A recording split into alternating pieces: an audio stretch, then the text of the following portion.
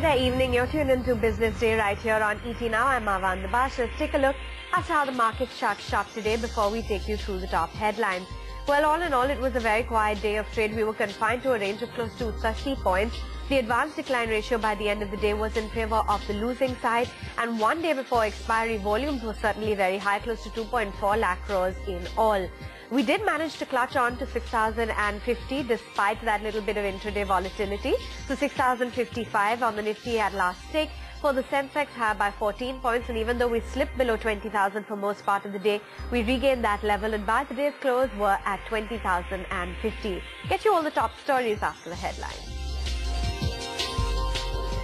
The group of ministers on Oil India divestment clears 10% stake to raise around 2,500 crore rupees.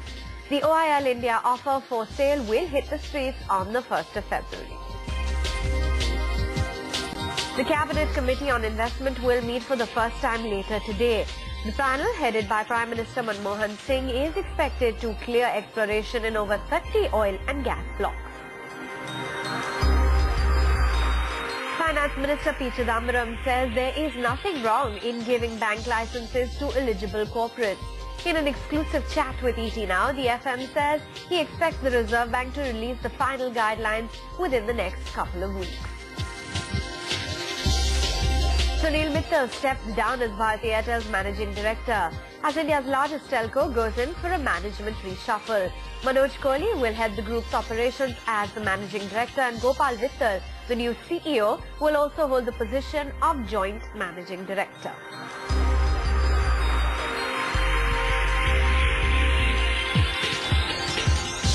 Okay, those were the top headlines. Let's get you the biggest story for the day. And the group of ministers has cleared a 10% stake sale in Oil India that is expected to fetch the government around 2,500 crore rupees.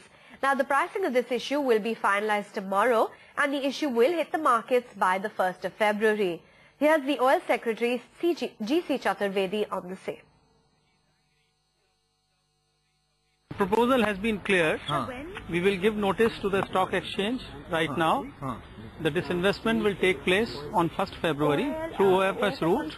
The price will be in a sealed cover, communicated to the stock exchange tomorrow in the evening.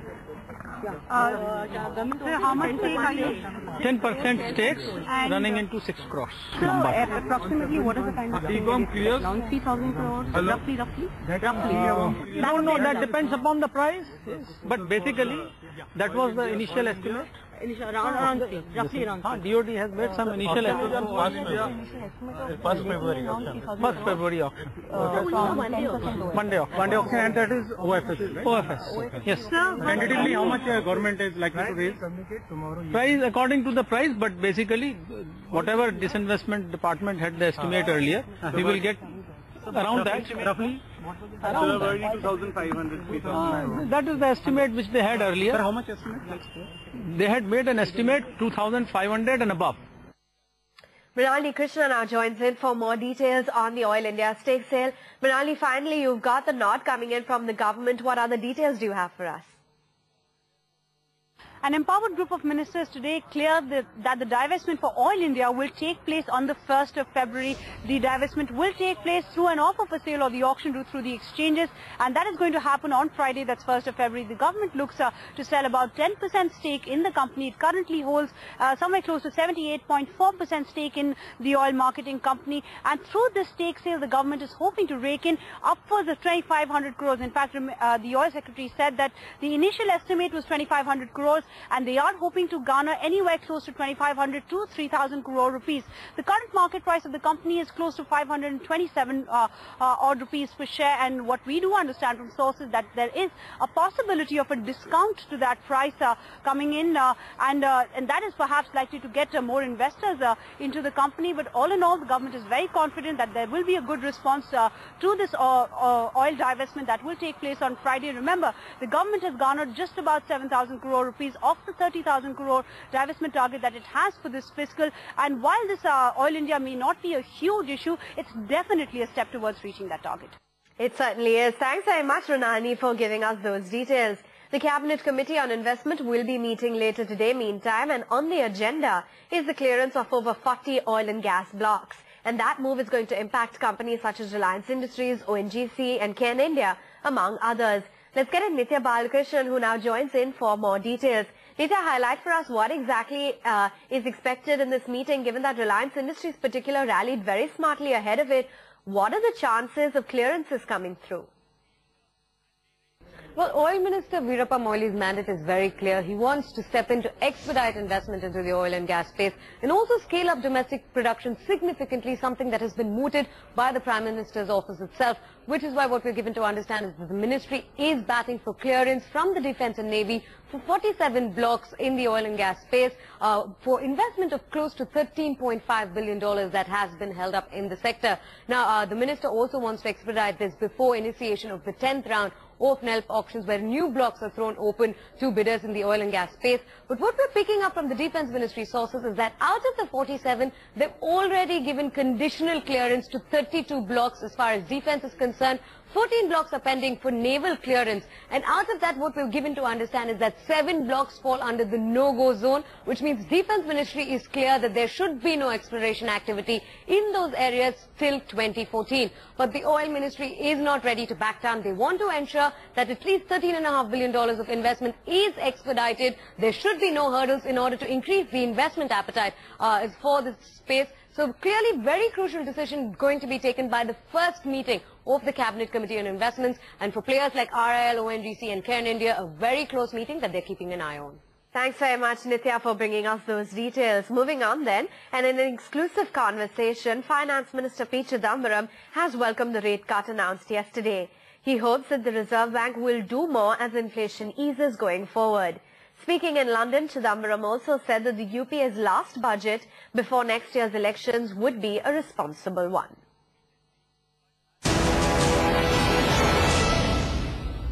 Well, government finance ministers will always lean in favor of growth, and central bankers lean in favor of taming inflation. But the balance has to be struck by the governor. If he has come to the conclusion that this is the right balance at this time, well, I'm not going to second guess him. I welcome the decision that he has taken today, cutting the policy rate by 25 basis points and the CRR by 25 basis points. Going forward, if inflation moderates, I think he will do more. There was some expectation of a 50 basis points move. The central bank has indicated that given the high current account deficit and sticky inflation, there may not be enough elbow room, so to speak, for sharper cuts. Do you think these concerns are somewhat exaggerated? Well, inflation is indeed sticky. While core inflation may have come down to a shade below 5%, WPI inflation is still in the region of about 7.5%. And therefore, if he has described inflation as sticky, I think he's right. So I think we should allow him to take the call. He's taken a call. I welcome the decision. And let's see what he does next time around. Do you think corporate houses should be eligible for applying for banking licenses? And where do you see the risk there, given that it's not standard global practice? The RBI has put out draft guidelines. The guidelines say that more licenses will be given to the private sector. There's no specific reference to corporate houses. The government has given its views. The governor told me that he would be able to finalize the guidelines in about 2 weeks. I think we should wait for the final guidelines. I think the final guidelines will be who will qualify for bank licenses from the private sector. Move to the issue of tax, and you touched on this slightly earlier. There's been some talk that you can look to shore up tax revenues by exploring all possible avenues, such as perhaps imposing taxes on things like inheritance tax, securities transaction taxes. Is this something that we could possibly see come February 28th? All these ideas are under consideration, but we have not taken a view yet, and therefore there's nothing for me to say. But let me say this. I have clearly said on more than one occasion that I believe in stable tax rates, but transparency and clarity in tax laws, a non-adversarial tax administration, and a fair and just dispute resolution mechanism. I will adhere to that broad philosophy. February 28th, what kind of budget can we expect? Now, we understand the government is under pressure from the party to unveil populist schemes ahead of the elections, of course, but the ratings agencies and investors want more strict adherence to a committed fiscal consolidation path. How do you walk that tightrope? It's simple. I have made it clear that we will not falter when it comes to adhering to the fiscal consolidation path. Let me say in one word, the budget will be a responsible budget. You can catch more of the Finance Minister's first interaction after the rate cut all day today exclusively on ET Now.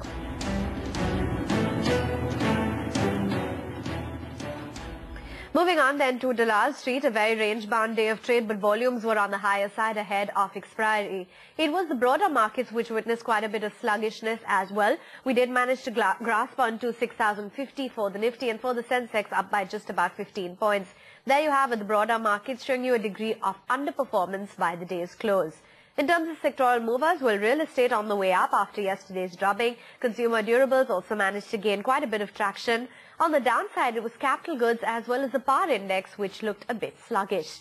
Some of the big gainers included DLF, Cipla, Unilever and Reliance Industries, which in fact has set the rate for its $800 million senior perpetual bonds at 5.87, and of course will be awaiting more crucial details from the CCI meet tomorrow.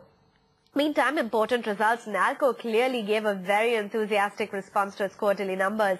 Profits higher by a whopping 132% at 119 crore rupees. Net sales higher by 17% at 1,670 crore rupees versus 1,430 on a year-on-year basis. Titan Industries also put out a good set. The profits came in at 204 crores. That's higher by almost 25% on a year-on-year basis, with the top-line growth coming in higher by close to 24%. Moving on then to some of the other stocks which were in focus today. You had some of the other key results which came out. Arvind particularly, that didn't put out a great set of numbers. The sales came in higher by 10% at 1,352 crore rupees. In terms of the profit, lower by just about 3.8% by the day's close. Apart from that, you had IOB. The Q3 profits came in at 116.5 crores. That's higher by 7.6%, and the net interest income higher by 13% at 1,381 crores. Asset quality was a bit of a problem this time around, and the gross and net NPAs on a sequential basis did go up. Balrampur Chini profitable this time around, 60 crores versus a loss of 64 crores on a year-on-year basis. Remember, we were expecting a profit of close to 5 crores. You had the net sales which came in higher by 43% at 950 crore rupees. Dana Bank put out its numbers too, 10% higher in terms of the profits, 206 crores. In terms of the net interest income, that was higher by 13.6%, 614 crores versus 541. Chambal Fertilizers also put out a good set of numbers, and you can see the street clearly rewarded that. They turned it profitable this time around, so 96 crores in terms of the profits vis-a-vis a loss of 1.2 crores. And the net sales came in higher by 17% at 2,088 crores. Sun Stocks and News has pointed out the entire oil and gas basket was pretty cheery. So ONGC too, as sources indicated that the CCA will be taking up ONGC Videsh's $1 billion investment proposal come tomorrow. L&T Finance Holdings, it was a bit soft today as you had Macquarie which downgraded the counter, but it set the target price to 53 rupees. Pidilite Industries yesterday came out with a great set of numbers, and today the street rewarded that. So the profits were at 119 crores versus 78 crores, and the net sales came in at 927 crores versus 768 with a forex gain of 9 crores. Some of the big gainers today also included the included the likes of GAIL. Tata Power was muted. Punjab National Bank, one day ahead of its numbers, was off by close to 3%, and Jindal Steel ended at 425 half. Well, it's important then, one day ahead of expiry, to find out how the F&O activity shaped up. We've got Navneet Saluja with the latest. Navneet. Well, Avan, it was yet a volatile session again ahead of expiry. You saw the Nifty January futures closing at about 60.60 with 5 points premium to the spot Nifty. And if you look at the February series, the future closed at 60.95 with about 40 points premium. And you had the Nifty February futures adding 19 lakh shares in today's open interest. And the Nifty rollover stood at about 48%. So this time around, your rollovers have been on the higher side.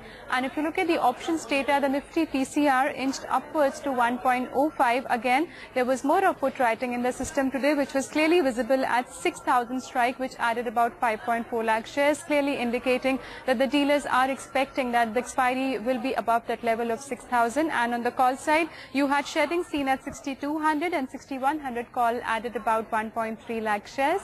Looking at the stock futures for today, among the Nifty gainers, you had some of the defensive counters like HUL and Cipla, which were up in today's trading session. Alongside, you had Reliance Industries and DLF, which did well, and you had the cement pack which saw some kind of recovery today. So ACC and Ambuja were up, long positions were being built up for the February series. On the short side, you had Punjab National Bank, which fell ahead of its numbers. Also L&T was down. From the mid-cap arena, you had Tata Global Beverages and HDIL, which fell, and Karnataka Bank, IRB and Titan Industries were up, so long positions being built for these three counters. And talking about the participation, your turnover was lesser than yesterday's, but yet on an average basis, it was quite high. We did about 1.67 lakh of crore of turnover on NSE by the end of the day.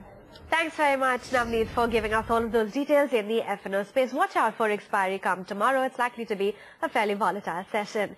To some more corporate news then, and Sunil Mittal has stepped down as Bharti Airtel's managing director.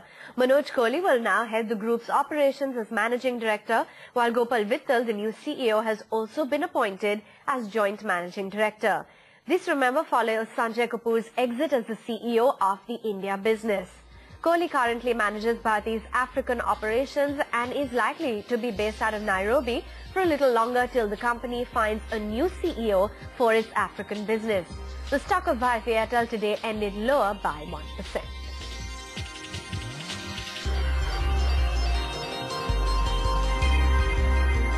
Moving on then, and as the RBI gets ready to give out new banking licenses, the former RBI Governor Y.V. Reddy has sounded the alarm bells against granting licenses to corporates. In an exclusive interview with ET Now's Supriya Srinath, Reddy says Indian corporates are too leveraged to have banking operations, and it may actually prove to be risky as a proposition. There are two ways of looking at it. The banks, by and large, are well capitalized. So, in a way, there is no immediate problem, and they have a reasonable cushion of the capital. But that's a problem which has to be addressed. So, I wouldn't consider it as a serious problem about the resilience of the banking sector, but that's a problem which has to be handled. But there is a sub-problem. The sub-problem is the corporates are highly leveraged. Highly? Leveraged in India. Yes. By global standards. Remember that. Right. Well, the financial sector is strong. Corporates actually in India. In other countries, corporates have pretty strong cash flow. They are less leveraged. That's right. In India, the corporates are highly leveraged. And that's, in fact, that's more of a danger signal. Second, the corporates have large foreign currency exposure. They are not only leveraged in domestic currency, they are leveraged and they have currency mismatch. Their cash flow is in rupees. Their liabilities is not. So they are more vulnerable to exchange rate changes. On the banking license, I think one has to again learn from global experience that already there is a problem with large financial conglomerates. So if there is a large problem with large financial conglomerate, if you have large conglomerate in both industrial and financial, so we have to see what will be the problems and what are the possible benefits. And I think there are a number of lessons, and we should learn global lessons. And apart from India's own past lessons, and then take a consideration. Do you agree with the argument that corporates should not be given banking licenses? As I said, these are not on which you can make a pronouncement. But I think you have to assess the risks and the benefits. And the government is leaving no stone unturned to meet its divestment target. In a bid to ensure high foreign investor participation, the Finance Ministry is now even looking at the higher option of higher incentives to bankers that brings more foreign investors. Nisha Podar now joins in from our Mumbai newsroom with the exclusive details. Nisha, highlight for us what this new scheme is all about.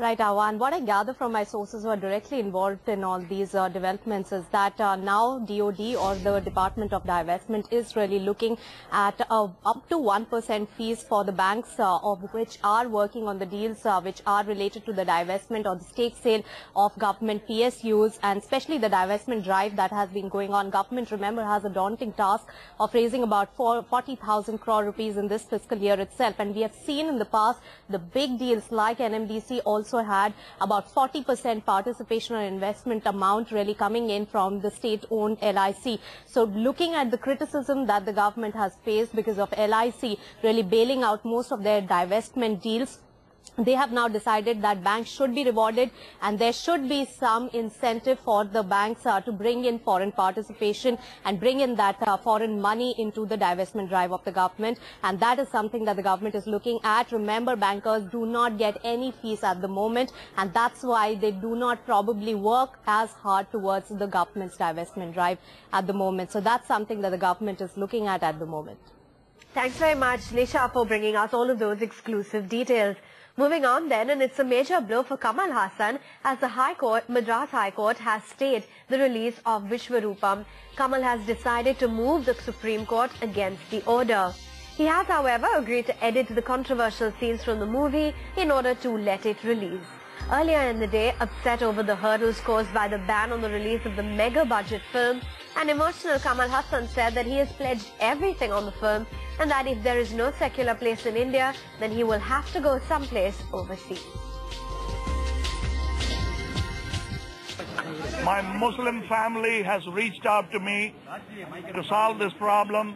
They come and ask me whether I could help them solve this problem. I promised anything for my brothers. And they have pinpointed certain areas which they think might be troublesome for those who might watch.